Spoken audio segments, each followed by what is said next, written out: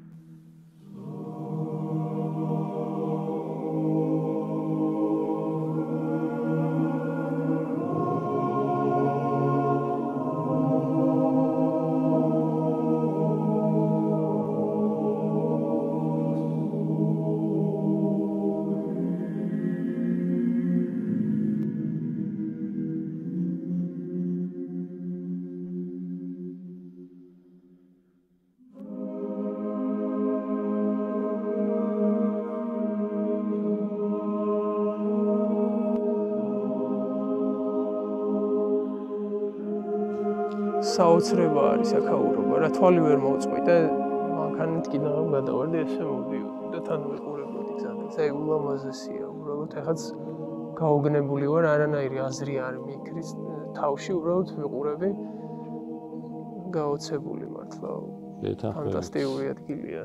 თან ლანდშაფტშიც როგორ ზის. სასწაული არის ჩვენი უფალი, იესო ქრისტე, რომელიც ვაკეთებიებს ამ ყველაფერს. ჩვენს და ჩვენამდე ჩვენ წინაპრებს. ჩვენ მათი გადმოძახილი ვართ. ხა კარგი თუ ცუდი, მაგას ალბათ ისტორია განჟის, მაგრამ ის ჩვენ ახლა სადაც ვიმყოფებით, უდაოდ ძალიან დიდი ისტორია აქვს, უდაოდ ძალიან ნაწვალევი ადგილია. მე-14 საუკუნეში თემურლენგი შემოსევის დროს სამი დღის ბრძოლის შემდეგ რო ვერ აიღო, მერე აი ზემოთ ახლა არ ჩანს კარგად მინდვრებია და იქ მინდვრებზე კატაპულტები დააყენა, რომელიც დაუშინა მერე და აი რო შეხედოთ თვითონ იმ ნაგებობას, ნახეთ, აი ძალიან მუქი რაც არის. ეგ არის აი ის ძველი, რაც თემურლენგის დახვდა აქ. მერე აი ეს თეთრები რაც არის, ნახეთ რა დონეზე იყო დანგრეული. თეთრი ნაწილები რაც არის, ეგენი არის მე-15 საუკუნეში უკვე თანასკერტელ ციციშვილმა, ზაზა ციციშვილმა აშენა. აღადგინა მარტო ეს შენობა არა, ეს ნაგებობა არა. ამ ხეობას მიხედავ მთლიანად იმ ადამიანს. და მერე უკვე ზემოდან ახლა ჩვენი ნაწვალები არის. ხო, რომ შეგვეკრა, რომ რაც ინგრეოდა და ის რომ დაგვეკონსერვებინა, უკვე სამუშაოები მერე უკვე ჩვენ ვაწარმოეთ 2008 წლიდან. და 2008 წლამდე რა ხდებოდა? ხო, მიტოვებული იყო, კი, იმიტომ რომ აზრი არ ქონდა. გზა აქ არ იყო, არაფერი არ იყო. საურმე გზა იყო აქეთკენ პატარა, მაგრამ სამონასტრო ცხოვრება მიდიოდა თუ რა ციხე-ქალაქი იყო? ეს იყო სუფთად საფორტიფიკაციო ნაგებობა. აბრეშუმის გზის ნაწილი. და ფაქტობრივად აკონტროლებდა მთლიან რეგიონს. ეს იყო კონტროლი ებარა ამას და აი ქვემოთ რო არის ახლა ორთუბანი, ხო? რაღაცე ძალიან ბევრი რაღაცეებს ამბობენ, რატო ქვია ორთუბანი და რაღაც, მაგრამ მოდი ასე გეტყოდით, რომ ეს იყო საბაჟო ქალაქი იყო მანდა, რომელშიც რო შემოდიოდა ეს ქარავნები, აქ რაღაც გარკვეული სასაზღვრო რაღაც ფუნქციაც ჰქონდა ამას. და კონტროლი იჯდა ზემოთ. და სხვათა შორის აქედან ზემოდან მიდიოდა ჩვენ ნაპოვნი გვაქვს მთელი წყალმომარაგების, აი რავი, საირიგაციო სისტემები, რაღაცები სულ აქედან მიდიოდა. ადრე. ვაუ. ხა ვინ იცის? და შეიძლება ვიღაცა შეეძლო რომ ჩაეკეტა ის წყალი, არ ვიცი, მაგრამ აი ამ პატარა ეკლესიამაც გამაოგნას იმას. ეს შედარებით უფრო ჩვენთვის აქეთ პერიოდი არის ეს მე-6 წელია რაც კეთდება. აქ იყო ჩვეულებრივ კლდე დიდი. ხო და ამ კლდეზე ჩვენი მოძღვარი იბარებდა ხოლმე აღსარებებს. და ამბობდა. ხო, იქ ხო ისეთი კარგი იყო და ამ რაც აქ დავფუძდით ამბობდა ხოლმე რომ აქ ტაძარი აშენდებაო, სულ ამას ამბობდა და გაკეთდა ღვთისმადლით. ვაა. ხო. თვითონ ჩვენი მოსვლა აქ როგორ იყო, იცით რომ ეს ძალიან ევარქნილი იყო აქაურობა და ჩვენს მეუფეიობს ეწოდებოდა ეს ადგილიც. ხო. და მამა იოანე აკურთხა წინამძღვრად და ნუ დაავალა რომ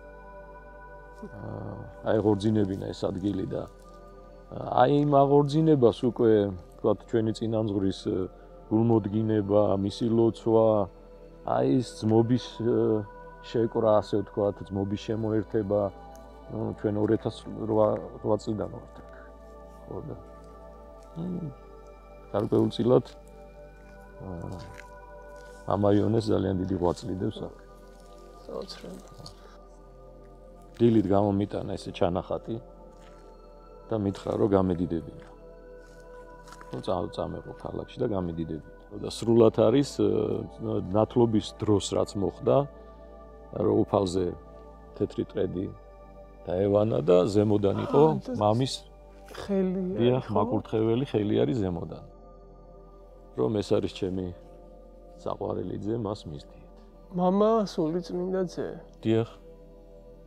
და მთლიანობაშიც, იცით, ამ ტაძრის კეთების პროცესში თვითონ ნაგებობასაც ეთყობა ეს ყველაფერი, რა თქმა უნდა, მაგრამ სხვანაირი შეწევნა იყო. რაღაც ძალიან დიდი შეწევნა იყო უფლის. ძალიან. იმიტომ სხვანაირად ასეთ ნაგებობას ვერ მიიღებ. არ არსებობს. აი, რაში იყო გამოხატული მატერიალური? აი, გეტყვით მაგალითად. ხელოსნები, მოხელეები, ხო? მე სხვა მოხელეებს კი არ ვაკნინებ ამ შემთხვევაში. ისეთები მოვიდნენ, რომელსაც ვერ წინატრებ. მართლა გეუბნებით. ლოცვაზე დგანან, სასმელს არ ეტანებიან, სიგარეტს არ ეწევიან. ნუ ეს იყო ასე დაგვაფერთხა თავზე ეს ყველაფერი მოკლედ. გინდაც მასალები, გინდაც თქვათ თვითონ ეს არქიტექტურის საკითხები, რაღაცეები, ეს ყველაფერი ხარდაჭერას გრძნობდით. იცით როგორ არის უფალი რომ აკეთებს ამას, ხო? იმდენად თავდაბლად აკეთებს, რომ შენი შეიძლება გეგონოს. კი ბატონო, ჩემი უბადრუკი ხელებით შეიძლება რაღაცას აკეთებს, მაგრამ იმან თუ ჩემ დაცემულ ბუნებაში არ შემოიტანა აი ეს სიკეთე ჩემში ისე არ დაიბადება, იმიტომ დაცემული ვარ. მიხდით. ხო და ყველაფრის საწყისი ის არის. მაგრამ იმდენად თავდაბალია და იმდენად თავდაბლად აკეთებს, რომ იფიქრებ, რომ აბა ვინ გააკეთა ეს მითხარით. ვინ გააკეთა აბა. ხო და ესე გონია ადამიანს საერთოდ, რომ რაღაცას აკეთებს. ეს აი პარადოქსულია, ხა ეს კი აკეთებ. აჰა. მაგრამ აი თუ ყური დაუგდე, შეიძლება მიხვდე, რომ ესე უბრალოდ და მარტივად არ ხდება. მე უბრალოდ თანამშრომელი ვარ. რა თქმა უნდა, ერთ-ერთი და იცი რა არის ყველაზე საინტერესო ამ შემთხვევაში, რომ მე თუ არ გავაკეთებ, ხო, სხვა გააკეთებ. მაინც გაკეთდება. რა თქმა უნდა, ჯერჯერობით. ოხ, როგორ მინდა ამ თემებზე საუბარი. გავისაირნოთ ერთ სული ბოქსში. ეგეც მამა იოანის ესკიზი. მამა იოანეს აქვს განათლება მიღებული სამხატვრო აკადემია აქვს დამთავრებული. სამხატვრო აკადემია. საინტერესო მის ცხოვრება სამხატვრო აკადემიიდან სასულიერო პირი. ნუ ბავშვობიდან ასე ცხოვრობდა. გასაკვირ კომუნისტების პერიოდში. ხო. ადამიანის არჩევანია ეს. აქ ცოდნას და განათლებას იმდენი მნიშვნელობა არ აქვს. მაგრამ ეს არჩევანი რო გააკეთო ამისათვის რაღაცა უნდა შეგემთხვას. რაც მე ამ არჩევანის გაკეთებაში გეხმარება რა. კი, გეთანხმებით. მამები ასე ამბობენ, რომ გვასწავლიან, რომ ძირითადი სამი რამის გამო შეიძლება მივიდეს ადამიანი, თქვათ, ეხა სამონასტრო ცხოვრება რო ავიღოთ. იმიტომ რომ ჩვენ ქრისტიანულ სამყაროში ვცხოვრობთ და მაინც ეხა ისედაც ქრისტიანულ ოჯახში გაზრდილები ვართ და თითქოს სხვანაირად რა უნდა იყოს, ხო, მაგრამ ნახეთ იქ როგორი რაღაც არის. ან რაღაც დიდი ტრაგედიის შემდეგ ან უბრალოდ რომ დაიღალა ადამიანი ამ ყველაფრისგან და მესამე კი არა, უფრო მთავარი არის, როდესაც უფლის სიყვარული საძიებლად მიდის ადამიანს. თუმცა კი ეს არის უფრო აღმატებული იმ სხვა გზებთან მიმართებაში, მაგრამ ბოლოს შედეგში ერთ და იგივეა. და ამიტომ არავინ არავის მეტი არ არის თავის მიმართებაში, საქმის მიმართებაში. კი ბატონო. ისევ და ისევ მივდივართ არჩევანს. არჩევანი. თავისუფალ ბოლოს მაინც მან მიხვალ. ძალიან გვიჭირს განსაცდელის გარეშე, რომ რაღაცა ჩვენში შევცვალოთ. ნახეთ, თვითონ სიტყვაც ამბობს, რომ უნდა განიცადო რაღაც. უნდა განიცადო, რომ არაობა ხარ, არაფერი არ ახარ ღვთის გარეშე. და თუ შენ მიხვდები, რომ ღვთის გარეშე არაფერი არ ახარ, მაშინ წახვალ და მოძებნი უფალს. რომ იქნებ როგორმე, იქნებ ახლოს მიხვიდე უფრო. და ეს გზა არის. ამ გზაში ხანდახან იგრძნობ, რომ რაღაც მიუახლოვდი, მაგრამ მე მიხვდები, რომ ეგრე მარტივი არ არის ეს. თუმცა კი ის ამ საჩუქრებს გვაძლევს. რომ ჩვენ გავძლიერდეთ და უფრო ეს საჩუქარი არის მეტი ნაბიჯები გადავიდეთ. ნიშანი იმისა, რომ სწორგზას მოდგებოთ, ხო? ალბათ. გარკვეულწილად შეიძლება ეგრე ითქვას. იმიტომ რომ იცით როგორ არის იმ საჩუქრის გარეშე შეიძლება ცოტა გაგვიჭირდეს. და ამიტომ ის გვიმსუბუქებს. ეს საჩუქარი როგორი ტიპის საჩუქარი? ეს იცით როგორ არის? ეს არ არის. ხორციელი რაღაც არ არის. ამას სულში გრძნობს ადამიანი. რომ სიხარულია რაღაც. დიახ. აი იმდენად დიდი რაღაც აღმატებული მდგომარეობა. აი თუ ხარე რომ ჩაგესხმევა შიგნით, ხო, რომ ეხა ამას ხორცში ვერაფერი ვერ აღემატება. რაღაცა რო გაჩუქონა ხა. საჩუქრები რო დაგირიგონ, ხო? აი არ აღემატება. ის რაღაცეები, რასაც თურმე ბავშვობიდან ვეძებდი მე. თურმე აქ იყო. და ეს უკვე შეგრძნება შემოვიდა. რა თქმა უნდა. და მე დადგა საკითხი რისი, იცით? მე რისთვის უნდა მერდგულა, მოდი ესე ვიტყვი. სოფლისთვის თუ აქავრობისთვის. და ეს ისე მივედით იმ არჩევნამდე და მომიწია არჩევნის გაკეთება. გავაკეთე. რთული იყო? ძალიან. მაგას არავის არ დაუჯერებ, რომ თქვას, რომ ეს ასე ვქენი. ძალიან რთული იყო. ერთ დროს მოიხსნიდი და მე სამს მაბავდნენ იქიდან. სოფლიდან. ეს კედლები არის ძველი, ოღონდ ძალიან მცირე ისინი გვაქვს გაკეთებული, რაც მოცულობა დიდია და თავის კოსმეტიკიანად რო აკეთო ძალიან რთულია და ამიტომ ჯერჯერობით კეთდება რაღაც უფრო მოცულობების ამოყვანა და მე რაც პრიორიტეტულია, იმას უკვე კოსმეტიკაც უკეთდება. აი წამომძანით.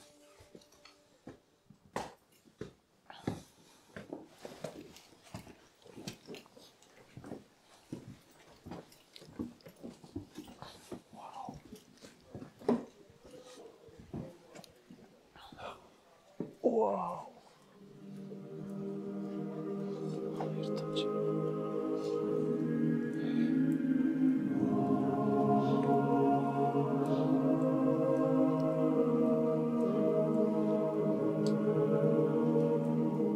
გულიეთ შეიცვალა ენერგეტიკა, როგორც კი შემოვედით ეზოში. ჩვენ ახლა სადაც ვიმყოფებით, ფაქტობრივად აი ეს ადგილი არ არსებობდა. არანაირად. იყო ასე გარშემოწერილი კედლები იყო. და ფაქტობრივად ჩვენ სადაც ვდგავართ, აი ეს სიტყე აქ არ იყო. აქ იყო უზარმაზარი ჩასავარდნი. ხო და შემდგომში სიყვარულით და კლავის ზალით გაკეთდა. და რაც შეეხება აი თვითონ შიგნით ამ დეკორაციებს, ასე თუ შეიძლება ითქვას, ეს არის კომპოზიციები, რომელსაც მამა იონე ქმნის თვითონ. ესკიზებს ჩვენ ხატებს. კი, ამას ყველაფერს თვითონ აკეთებს. ეს არის მაგალითად გოლგოთა. აი იქით მხარეს არის ფერისვალების ბაღი, რომელიც ფერისვალების ხატით გვირგვინდება. იქით ამხარე არის სამების სახელობის. ნელა, აი ჯერ თავიდან სამრეკლო დაედგა თავზე და მაგითი მოხდა გამაგრება მაგ ნაგებობის თავის, რო არ გადახსნილიყო და ეხაც გარკვეული სამუშაოები მიმდინარეობს, რაღაცებს უკეთდება, რაღაცებს ვაკეთებთ, რა ვიცი. შეიძლება ვნახოთ ფერისვალები. კი ბატონო. კითხვა.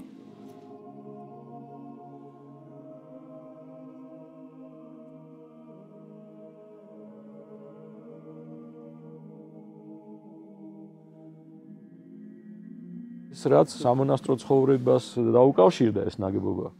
იმის შემდეგ უკვე ჩვენ რაც ფუნქციურად რაც გვჭირდება ცხოვრებისთვის, ხო? აი უკვე ამას დაემორჩილა თვითონ არქიტექტურა.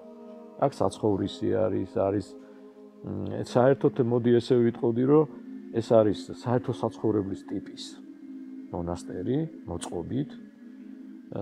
და აქ არის, ვთქვათ, სატრაპეზო არის საერთო, ხო? და საძინებლები არის ჩვენ ბერები ცხოვრობთ ცალ-ცალკე. ანუ ორი კაცი ერთად არ ცხოვრობს. და ამას ყველაფერს რაღაც გარკვეული დალაგება დაჭირდა. და მე ნელა ეხა რაც რასახეც მიიღო, ეს არის. დღის წესრიგი როგორი არის საქმე, სამონასტრო? დღე როგორი ერთი დღე? ცისკარი ღამით 3 საათზე არის. დილის ასე ვთქვათ. მერე ებმის უკვე გამთენიისას ებმის წირვა. ყოველ დღე მოხს ჩვენ ეს მსახურება. და თქვა შაბათიდან კვირაზე და დღესასწაულის პერიოდში 12 საათზე იწყება და დილისკენ თავდება. ანუ 12 საათზე ღამის თევის მსახურება. და ისე ჩვეულებრივ სადაგ დღეებში 3 საათზე იწყება ცისკარი და ებმის მერე დილით. ვიძა ჩემი მსახურობდა ასე ვთქვათ და სულ მესმოდა ეს ბრძოლა და ცოტა ვერ ხვდებოდი რა იგულისხმებოდა ამაში ზუსტად. და ხო შეგიძლიათ რომ აი მეტნაკლებად ამიხსნათ ან გამაგებინოთ რას ნიშნავს. ცოტა რთული შეკითხვა დამისვით. შევეცდები რა თქმა უნდა. ჩემი მწირი გამოცდილებიდან, მაგრამ მიცით მე ადრე ასეთი გონებრივი ის მომივიდა, რომ უფალი ხომ ყოვლის შემძლეა, ეს ყველა ქრისტიანს მოსდის რაღაც პროცესში. ხო ყოვლის შემძლეა, რატო არ მოსპობს ეშმაკს? და ხო ყველაფერი დამთავრდება. ნახეთ ეს ნაივისტური ის არის, მაინც აზროვნება, გამოუცდელი, უბრძოლო, ასე ვთქვათ, რომელსაც არ უბრძოლია. და მაშინ მოძღვარმა მითხრა ასე. აი ეხლა ღმერთი მზად არისო, რომ ეს ყველაფერი გააკეთოს, რაც შენ ითხოვე. ოღონდ მე მოვალე ვარო, რომ გაგაფრთხილო. და კი ბატონო მე ვთქვა. აი ეხლა ამ წუთას ეგ რომ გააკეთოს უფალმაო, შენი დიდი ნაწილი წარწყდება. გააკეთოსო. არამედ, არამს და არამს. მივხვდი რაც მითხრა. ქრისტიანული ბრძოლა არის შენ თავში ბოროტების აღმოჩენის. კენ მიმართული, ასე ვიტყოდ. აღმოჩენისკენ. დიახ, იცი რატომ? იმიტომ რომ ჩვენ თავს ყველაფერს პატიობთ. ჩვენ შეგვიძლია აი სხვაზე ვთქვათ, რომ ამას აკეთებს, მაგრამ შენ რო აკეთებ, ხო, იმას ვერ ხედავ. და ეს რო დაინახო, ამისთვის შენ თავს უნდა ებრძოლო, სხვას კი არა. მთელი ქრისტიანული აი მოძღვრება, მთელი მამათა სწავლება მაგაზეა აწყობილი, რომ დაანებე თავი, ასე ჩვენ ენაზე რო ვთქვა, დაანებე ყველას თავი. გაანებე ყველას თავი. და შენ თავს მიხედე, შენ სულში ჩაიხედე და თუ გავედით და ლელო გავიტანეთ ბოლოს. მაშინ დაგვარქმევენ გამარჯვებულ ადამიანს. არსებობს ეგ ჩათვლის მოედანი, სადაც ლელო გაგვაქვს და ბრძოლა მთავრდება. ბოლომდე. სიცოცხლის ბოლომდე ეგ ბრძოლა იცოდეთ. აი აღწერილი არის მამებთან არის აღწერილი. აი უკვე რომ უნდა ფეხი გადაადგას, წარმოიდგინეთ. წმინდა მამამ ფეხი უნდა გადაადგას, შევიდეს სასუფეველში და უკან ხარზე რა მაგარი ხარ. ხო და მამარცხეო. და ნახეთ რას პასუხობს. აი შევალო და მე დამელაპარაკე. ანუ ამას ვთქვა, ხო, გარდი ჩემგანა. მეგრევე დაეცემ. და შენ მოგიგე. და ამიტომ ჩვენ გვმართებს თავმდაბლობა, მორჩილება, ნახე. რაც არის იმისთვის წარმოუდგენელი და გვიყიჟინებს ყოველ წუთს. ეს რა უნდა ამას, რომ შენ მისი ის გახდე რაღაც. გიპყრობს გეუბნება, რასაც თვითონ გაგვიკეთა. ამას მოძღვარზე გეუბნება. და ამას როგორ გვეუბნება, რაღაც ჩემ თავში, რაღაც აზრი ჩდება. შენი სიტყვა. და მგონია, რომ ეს ჩემი აზრია. აი როგორ არის, იცი, ის მსახიობია და მოდის და შენივე ხმით გეუბნება იმ საშინელებებს. და შენ ნაბივლად ღებულობ, იმიტომ რომ გამოცდილი არ ახარ. აი უყურე, აი იმ ბრძოლის შედეგად ადამიანი ქრისტიანულ ბრძოლას რო იწყებს. აი იმ ბრძოლის შედეგად მაგას სწავლობს. როგორ აღმოაჩინოს ის თვითონ არის თუ სხვა არის. ო, მიხდით, ძალიან რთული არის. იმიტომ რომ ჩვენ ისეთი ბუკეტი გვაქვს. ცოდვების ისეთი ბუკეტი გვაქვს, ღნებების, რომლიდანაც უბრალოდ რომ თავი ამოწიო ესე და ჩაისუნთქო სუფთა ჰაერი, უფლის ჰაერი რომ ჩაისუნთქო, არ ის ყველა ქვემოთ გეკაჩება. და არ გაძლევს უფლს. აი რომ ჩაისუნთქო, უნდა იბრძოლო, ხო? უნდა გაებრძოლო. აი რომ იხჩობი ზღვაში. ხო, უნდა რაღაც ქნა, ხო? და აი უფალი გვასწავლის რა უნდა ქნა. ის გზა გვაჩვენა. იმზით უნდა ვიაროთ და მაგ შემთხვევაში ამოხვალ ისინი გეკიდებიან ამოხვალ და ერთ შვენიერ მომენტში ხო საერთოდ მოგშორდებიან კი ეს სიყვარულის გზა რა თქმა უნდა ანუ უფლის იცი რა არის აი ადამიანი ადამიანს რო ეტყვის არ აქვს მნიშვნელობა თქვათ ვინ ვის მეგობარი მეგობარს თქვათ დღეს ყველაფერს დაარქვეს სიყვარული სამწუხაროდ ნავანმა და მავანმა მაგრამ მე ესე გადავთარგმნი ჩემ გულში რომ აი ადამიანი ადამიანს რო ეტყვის რომ მე შენ მიყვარხარ ხო იცით რა შეუნება რახან ჩემი რწმენით რახან უფალი სიყვარულია აი უბრალოდ რაღაცა შეუნება მე შენ და უფალი ნახე ჩემსა და შენ შორისო უფალი დგასო და ასე ლოცვაზეც ვიძახით ხოლმე ჩვენთან არს ღმერთი ნახე რამხელა განწყადებაა და ამას თურმე ჩვენ რო ვამბობთ მე შენ მიყვარხარ თურმე ნახე ვამბობთ რომ ჩვენ უფალში ვართ ერთი უფალი გვაერთიანებს აი ნახეთ რა ლამაზია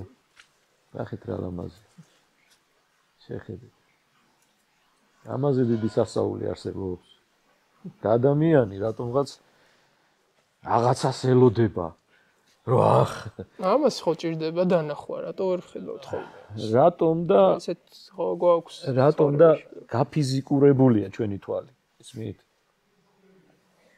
ფიზიკური აი ხორციელია ჩვენი თვალი აი მაშინ მე სულს ვერ ხედავ და მაგიტო აი ამაში შემონქმედს ხედავ მე აი ღმერთი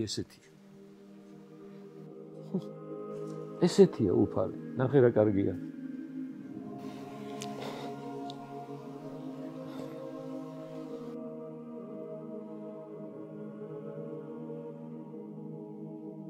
წავუძამდით ტაძარში ჩავიდეთ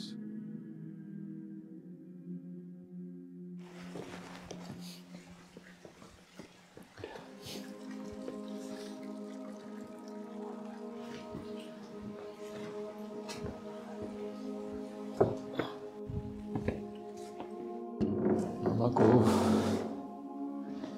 აქ ეხა შუქი გვეყოფა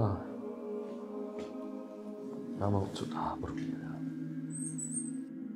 ეს არის 13 ასურელი მამის სახელობის ტაძარი, რომელიც პირველი აღდგა და გაიხსნა. მონასტერი რო დაფუძნდა 20 მაისს არის ხსენება იოანე ზედაზნელის და 13 ასურელი მამის, რომლებიც გარკვეული მისიით შემოვიდნენ, ასე ვთქვათ, საქართველოში, რომ საბერმონაზმო ცხოვრება ფაქტობრივად ისტორიამაც აჩვენა ეგ, რომ მათ აღორძინეს. ეს არის კერამიკული მილები, ერთმანეთში ჯდება და მერე ზემოდან კირწყალი ესხა ხოლმე.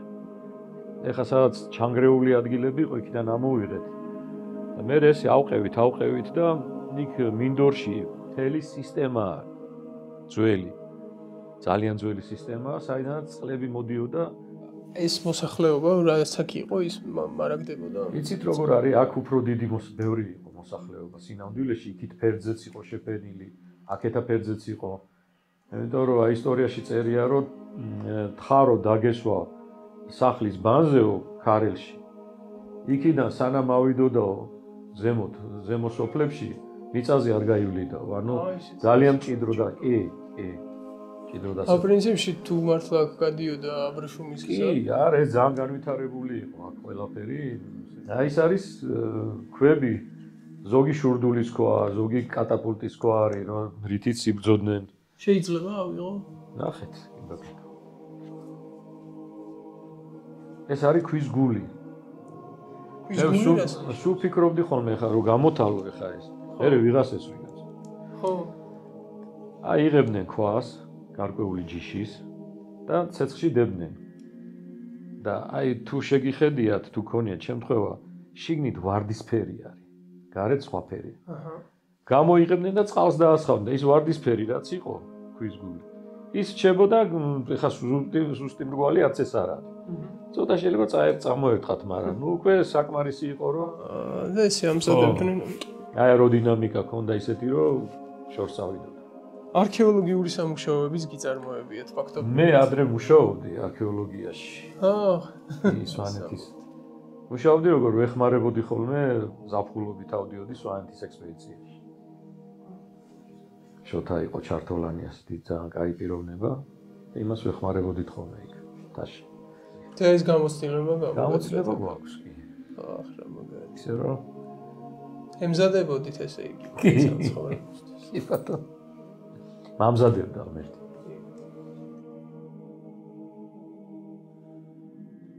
ატარა. ედემის ბაღი. როგორ გზნობთ ხოლმე თავსაკ? ცოტა მეშინია. შის. აი განსაკუთრებით კაი ამინდი როა, სიმშვიდე როა და ღამე თქვა იქ რომ დაждები იქ სკამზე. რომ ამ ყველაფერში გაგრია ღმერთმა.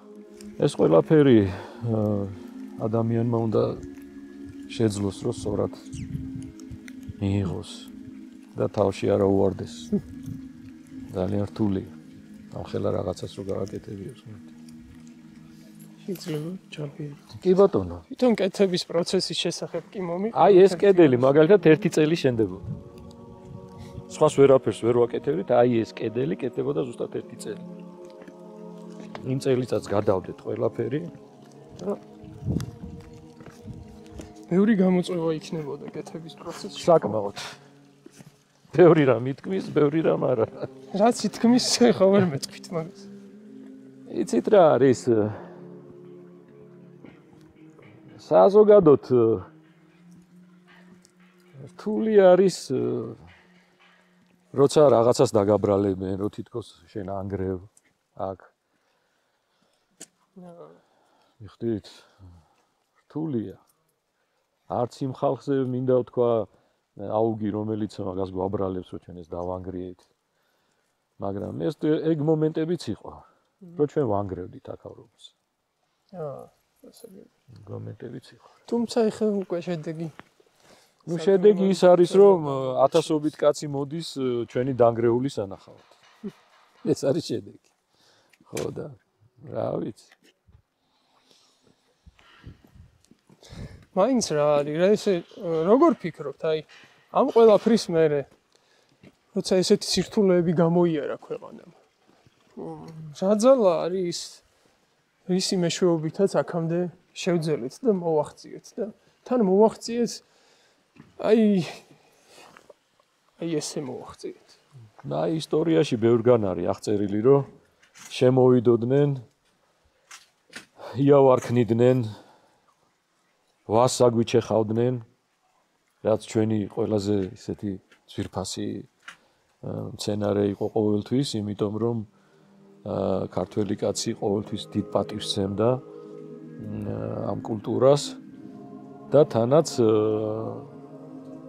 მსახურებისთვის უფლის სისხლად რომ გარდაიქცეს ვიცით რომ ღვინო და ეხა ამას რო აჩეხავდნენ ნახე ქართველებს რა ქონდათ ჯიბეში ედოთ ხოლმე ლერწი ომში რომ მიდიოდნენ და იმათ საფლავზე ისე ვაზი ამოდიოდა ნახე და ამას რატო აკეთებდნენ და რო შემოდიოდა ის ხედავდა ისე ვაზი იყო ამოსული ნახე ხო და ქართველი თავის ტანს აძლევდა ვას საკვებად ნახე ესეც სიმბოლურია ხო და რა საოცარი ამაზე ერთი როგორც ორაგული აძლევს მაგალითად თავის თავს საჭმელად იმ შვილებს ასე კვებავს ჩვენ უფალი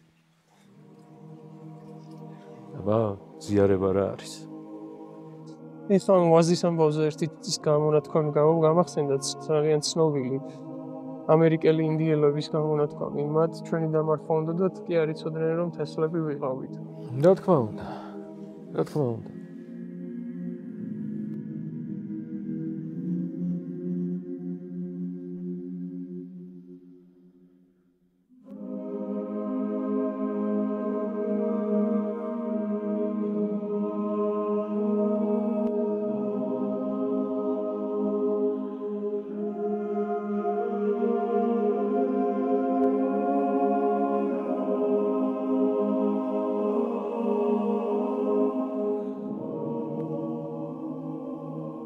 უფრო სასულიერო თემატიკა არის შეკრებილი. მხატვრული ლიტერატურა უფრო ნაკლებად არის. უფრო არის მამათა სწავლებანი და განმარტებები. რა როლი აქვს ისე კითხვას? საჭირო არის, ძალიან საჭიროა ყველაფერი, იმიტომ რომ საერთო ჩვენ განათლებას რასაც ვეძახით და ცოდნის მიღება ეს ცოტა სხვადასხვა რაღაცაა, მაგრამ მთლიანობაში გაერთიანებული არის და ამას განათლება ქვია. თორე ხა არის ცოდნა, რომელიც მაინც და მაინც არ გაანათლებს ადამიანს. ხო და არის აღწერილი მაგალითად მამათა ცხოვრებაში ესეთი მომენტები, რომ აი თქვათ ადამიანს საერთოდ წიგნი არ აქვს წაკითხული. მაგრამ რწმენა აქვს ძალიან დიდი და ამის გამო წყალზე გადის. თუნდაც პეტრე, ვინ იყო, მებადური იყო, რა ქონდა იმას წაკითხული. მაგრამ ნახე დაინახა უფალი რომ მოდიოდა და აივსო ის კაცი. რწმენით შეეწია სულიწმინდა და გადავიდა წყალზე. მაგრამ ის რაც ცოდნა ქონდა, კაცობრივი, იმან უთხრა ბიჭო, ეგო არ შეიძლება დაიხრჩობიო და დაიწყო დაძირო. აი თვითონ ხო სულიერი ლიტერატურის კითხვაც მნიშვნელოვანი არის. ძალიან მნიშვნელოვანია ოღონდ ცოდნა. უნდა იყოს თანადროული. შენი ზრდის თანადროული უნდა იყოს. კარგად მიიქცია კიდე ჩემი ყურადღება. რამდენადაც ვიცი აქ დაწერა, ხო? ეგეთი ცნობები არსებობს კი. აი ქვემოთ დედათა მონასტერი არის, იქ კოშკია. მან ცხოვრობდა თვითონ საზა. პანასკერტელი. იყენებთ ხოლმე თქვენ მაგ? გარკვეულწილად კი, იმიტომ რომ აქ ჩვენთან ძალიან დიდი ნაირსახეობა არის მინდვრის ყვავილების. ძალიან დიდი, რომლებსაც ახლა ახალს არაფერს არ ამბობ, სამკურნალო თვისებები აქვს გარკვეული და არიან ახლა ჩვენთან მონასტერში ადამიანები, ვისაც ეგ აინტერესებდა.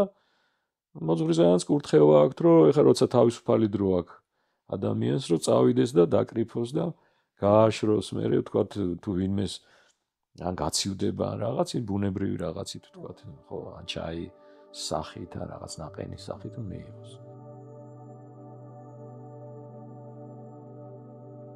ჩვენ ახლა ვიმყოფებით ჩვენ სატრაპეზოში. საოცარი ადგილია. ეს არის ერთ-ერთი საერთო სივრცე, ასე ვთქვათ.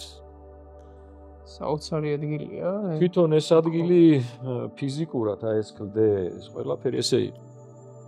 ანუ აქ ჩვენ თუ რამე მოძვრა, ის მოვაძრეთ, რომ ზედარ დაგცემოდა. ტაძრის შემდეგ სატრაპეზო ეს არის ძალიან მნიშვნელოვანი ადგილი, იცოდეთ. სადაც ხდება კვება ძმების, ხო? ძალიან მნიშვნელოვანი სუფთა კოპწიათ უნდა იყოს ყველაფერი.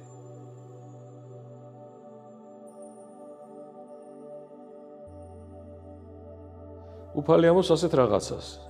ორნი და სამნი და მეტნი რო შეიკრიბონ და მე მომიხსენიონ, მეც იქ ვარ. ყველა მონასტერს ერთი და იგივე მისია აქვს. არ აქვს მნიშვნელობა ის პატარაა თუ დიდია. ყველას აქვს ერთადერთი მისია. როგორ გადაირჩინოს ადამიანმა სული. გადაირჩინე შენი თავი, კურნალო და მერე გეცოდინება სხვას როგორ უმკურნალო. და პირობაა შექმნილი, რომ შენზე ის ძალები ვერ მოქმედებდნენ, რომელიც საჭირო არ არის. ხდით? ანუ მონასტერია მაგას ნიშნავს, რომ შენ უნდა მოხვიდე, დაეყუდო და შენს პრობლემებზე იფიქრო. და როცა ამაში გაერკვევი, მერე სხვისთვისაც უკვე რაღაცის მაქნისი გახდება. და რაღაცა უფრო საკუთარ თავში ჩაღრმავების. რა თქმა უნდა, ადამიანი საკუთარ თავში თუ არ ჩაღრმავდა, ხო? ვერაფერი არ გამოვა არაფერი რა. ერთი მხრიდან რო შეხედო, შეიძლება ეს ეგოისტურად ჟღერდეს, მაგრამ ეგრე არ არის, იმიტომ რომ უფალი გვასწავლის ამას. შეიძლება ეგეთი რაღაცა რომ აი მაგალითად ადამიანი მისდევდეს რიტუალებს, წესებს, იცავდეს ლოცვებს, მაგრამ მააკლდეს ეს თვით ჩაღრმავების მომენტი და ცოტა ზედაპირული იყოს კი ბატონო. მაგას ქვია გარეგნული მსახურება. მადლობა. ორმესი მადლობა. ესეთი გულთვილი დახვედრისთვის და მასპინძლობისთვის და თქვენს მადლობა რომ ესეთი შრომა. ესეთ თბილამინ ჩამოხვდით. ესეთი საოცარი შრომისთვის. მადლობა უფალს ყველაფრისთვის. საერთოდ რომ არსებობთ.